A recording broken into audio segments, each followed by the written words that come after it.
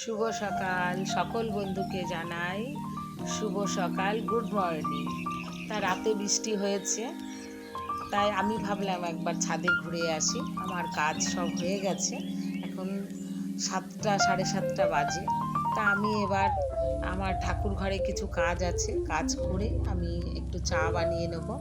আর যা আছে ঘরে একটু ব্রেকফাস্ট বানানোর জন্য ব্রেড আর ডিম টোস্ট করে নেবো আজ। আমি আর আমার বড় মেয়ে আছে ঘরে, আর ছোট মেয়ে তো স্কুলে আছে। তার দুটো ব্রেড দিয়েই আমি ডিম টোস্ট করে আমরা দুজন আজকে ব্রেকফাস্টটা করে নেব।